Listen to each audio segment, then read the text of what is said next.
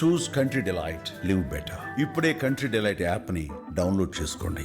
నమస్తే, welcome to Suman TV. నేను పద్మిని. ప్రస్తుతంతో పాటు ప్రముఖ ఆధ్యాత్మికవేత్త, వాస్తు జ్యోతిష పండితులు, లలిత ఉపాసకులు, వాస్తు జ్యోతిష శిక్షణ నిపుణులు బ్రహ్మశ్రీ నానాజీ పట్నాయక్ గారు మనతో పాటు ఉన్నారు. మాట్లాడదాం సార్. నమస్తే సార్. శ్రీమాత్రే నమః.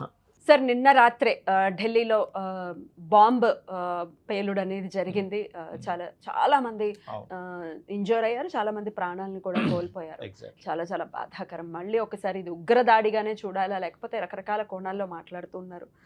కొంతమంది అయితే అంటే నేను సోషల్ మీడియాలో కమెంట్స్ రూపంలో చూసింది ఏంటి అంటే, బీహార్లో ఎలక్షన్స్ జరగబోతున్నాయి కాబట్టి ఇది ఒక స్టంట్ లాగా చేశారు అని చాలామంది కమెంట్స్ పెడుతూ ఉన్నారు.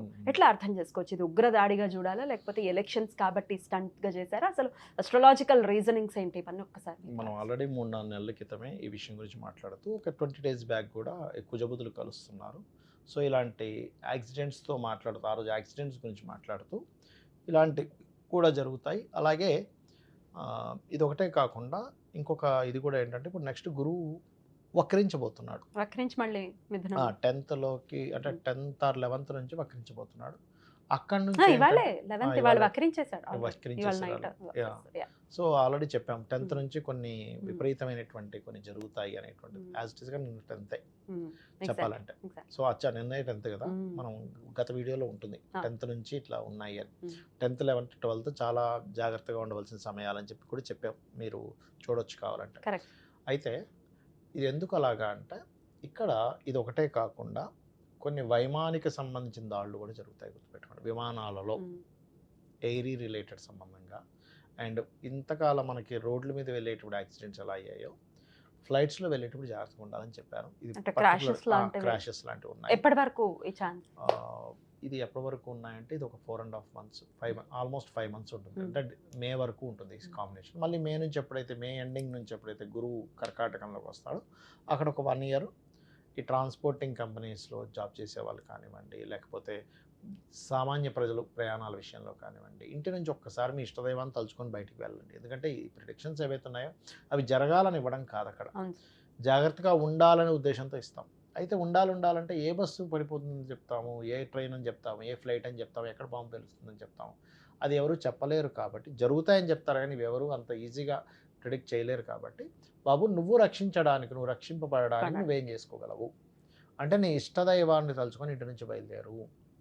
ఇలాంటి అనవసరమైనటువంటి, ఇలా ఇప్పుడు చూడండి అందులో ఎంతమంది అమాయకులు ఉంటారు, ఎంతమంది చనిపోయారో కూడా చీమ కూడా హాని చేయనటువంటి ఒక వ్యక్తి ఉండొచ్చు అక్కడ. వాళ్ళు ఇంట్లో ఎంత లబోదిబోమని ఏడుస్తుంటారు, అయ్యో ఏమిటి ఇలా జరిగిందని. కాబట్టి నేను అనేది ఏంటంటే, ఈ కుజబుధులు ఒకే డిగ్రీకి వచ్చినటువంటి సమయం. పర్ఫెక్ట్ కంజంక్షన్ ఉంది కదా సార్? Exactly, conjunction. అందులో పర్టికులర్గా నేను 10th, 11th, 12th అని పర్టికులర్గా నేను డేట్స్ కూడా మెన్షన్ చేశాను, మీరు వీడియోలో కనిపిస్తుంది. కాబట్టి ఆ 10th, 11th, 12th is most important. Because of శని గురువు వక్రించి వెళ్తున్నటువంటి సమయం అదంతా. 10th నుంచి 11th నుంచి తిరుగుతున్నాడు అటు. కాబట్టి ఈ జాగ్రత్త తీసుకోండి అని చెప్పాను. నేను అనేది ఏంటంటే, ఒకటే, ఇలాంటి ఉన్నప్పుడు శక్తి దేవత ఆరాధననే ధ్యానించుకోవడం ఇంకా మంచిది. నరసింహస్వామి, లేకపోతే చండి, కాళీ. అంటే ఏం లేదు, ఇక్కడ ఇప్పుడు 4 పిల్లలు ఉన్నారమ్మ తల్లికి. 4గురిలో బాగా ఫైట్ చేసేవాడు ఉన్నాడు అనుకో, గొడవకి వెళ్తే ఎవరిని పట్టుకెళ్తుంది? గొడవ పెట్టుకునేవాడిని పట్టుకెళ్తుంది. అంతేగాని సౌమ్యంగా ఉండని పట్టుకెళ్తారా, నీ వల్ల కాదురా, నువ్వు ఏదైనా మాట్లాడడానికి పనికి వస్తావు కానీ వాడిని పట్టుకెళ్తుంది, బాగా ఫైట్ చేసేవాడిని. అలాగే అమ్మవారు రకరకాల స్వరూపాలలో మనకెందుకు ఉంది అంటే, నాన్న నీకు ఏ అవసరం ఉంటే నేను ఆ రూపంలో నీ దగ్గరికి వస్తా అని చెప్పడం. అంతేగాని అమ్మో ఉగ్ర రూపాలు, అమ్మో శాంతి రూపాలు, అది కాదు. Concept is different. నువ్వు ఒక పులి వచ్చిందంటే నువ్వు గన్ తీసుకొని వెళ్తావు, అంతేగాని పువ్వు పట్టుకొని వెళ్ళావు పులి దగ్గరికి ఫ్లవర్ పట్టుకొని వెళ్తా,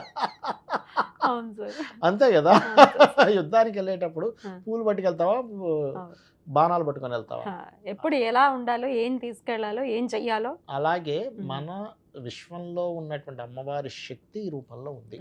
కాబట్టి నేను చెప్పేది ఒకటే, ఇప్పుడు ఈ 10th నుంచి, ఆల్మోస్ట్ ఈ November 10th నుంచి నెక్స్ట్ ఇయర్ మే వరకు పర్టికులర్గా విమానాల మీద వెళ్ళేటప్పుడు జాగ్రత్తగా ఉండండి. విమానాల మీద పబ్లిక్ జాగ్రత్తగా ఉండడం కంటే కూడా ఆ విమానాలు నడిపేటువంటి సంస్థలు తగు జాగ్రత్తలు తీసుకోవాలి. అన్నీ క్లియర్గా ఉన్నాయో చేసుకోవాలి. ఎందుకంటే పబ్లిక్కి తెలియదు పాపం, వాళ్ళు అమాయకంగా ఎక్కుతారు, వాళ్ళకి ఎన్ని బాధ్యతలు ఉంటాయమ్మా, అవును. మామూలు విషయం కాదు. అవును. కాబట్టి ఈ జాగ్రత్త ఖచ్చితంగా తీసుకోవాలి. ఉమ్. ఇక రెండవ విషయం ఏంటంటే సరిహద్దుల్లో ఫ్లైట్ల మీద నుంచి వెళ్ళి దాడులు జరుగుతాయి ఇక్కడ, ఉమ్. ఫ్లైట్గా వెళ్ళి. ఉమ్. అయితే ఎవరో ఏదో రాస్తూ ఉంటారు బీహార్లో ఎలక్షన్స్ కాబట్టి ఇలాగా, Yeah. అదంతా వేస్ట్ అమ్మ. ఎందుకంటే ఇప్పుడు అక్కడ జరగగానే వెంటనే మనం ఓటేస్తాము పోయి ఏమైనా పిచ్చి కాకపోతే, సంబంధం లేని విషయాలు అవన్నీ. ఏంటంటే ఇవన్నీ రాజకీయాలు, ఎవరో ఏదో మాట్లాడతారు, అవన్నీ పట్టించుకోవడానికి లేదు. Right. ఇక్కడ నేను అనేది ఏంటంటే ఇక్కడ మనం అర్థం చేసుకోవాల్సింది అసలు వీటిని ఎంత అరికట్టడానికి మనం ఏం చేయాలి, ఇంకా ప్రొటెక్షన్ పెంచుకోవాలి. Because of marks and Budha combination ఉంది. పాపం పోలీసు వాళ్ళు మాత్రం ఎంత అని చూస్తారు చెప్పండి, వాళ్ళు చూస్తూనే ఉంటారు. కానీ ప్రతి మనిషి కూడా ఒక స్పై లాగా అనుమానాస్పదంగా ఎక్కడ ఉంటే కొంచెం దాన్ని నలుగురితో కలిసి చెక్ చేసుకోవడం మంచిది. ఎందుకంటే ప్రతి ఒక్కరూ పోలీస్ అయ్యారనుకోండి, ప్రతి ఒక్కరికి ఇది ఉందనుకోండి, వాళ్ళు చేయలేరుగా ఉగ్రవాదులు ఇలాంటివి. కాబట్టి ప్రతి ఒక్కరిలో ఆ రెస్పాన్సిబిలిటీ ఉండాలి. కేవలం ఏదో పోలీసుల మీద మనం ఎక్సైజ్ అంటే ఈ డిపార్ట్మెంట్స్ కొన్ని ఉంటాయి, పాపం వాళ్ళు ఎప్పటికప్పుడు చాలా అలర్ట్గా ఉంటారు. ఎంతసేపు వీళ్ళు వైఫల్యమయ్యారు, ప్రభుత్వాలు వైఫల్యమయ్యాయి, ఇవి కాకుండా మనం కూడా జాగ్రత్తగా ఉండాలి. అది నేను చెప్పేది. బట్ ఎవరైనా ఇంటి నుంచి బయలుదేరేటప్పుడు బయటికి వెళ్తేనే ఇలాంటివి జరుగుతాయి. కాబట్టి ఈ మంత్రం పర్టికులర్గా నరసింహస్వామి కరావలంబ స్తోత్రం చేసుకోవడము, ఇంటి నుంచి బయలుదేరేటప్పుడు లేదా మీ ఇష్టదైవాన్ని మనస్ఫూర్తిగా చేసుకున్నట్లయితే వీటి నుంచి బయటపడతారు. అలాగే ఇప్పుడు ఎలా అయితే మొన్న ఈ మధ్య అంతా కూడా ఇవి జరిగాయో, ఇక్కడ నుంచి కొంచెం ఫ్లైట్ల మీద వెళ్ళేటప్పుడు జాగ్రత్తగా ఉండాలి ఒకటి చెప్పాను. నెక్స్ట్ ఇయర్ మళ్ళీ జూన్ నుంచి ఉంటుంది ఈ కాంబినేషన్. పర్టికులర్గా ఈ రాశి వాళ్ళు కానీ ఈ నక్షత్రాల వాళ్ళు కానీ ఇంకాస్త కేర్ఫుల్గా ఉండాలి అనేది ఏమైనా ఉందా సార్? అటువంటిది ఏముందా? ఏం లేదమ్మా, అందరికి యూనివర్సల్గా అందరికీ పనిచేస్తుంది. కాకపోతే ఏంటంటే ఈ కాంబినేషన్ అష్టమ స్థానంలో జరుగుతుంది కాబట్టి ఇది ముఖ్యంగా మేషం వారు కొంత జాగ్రత్తగా ఉండాలి.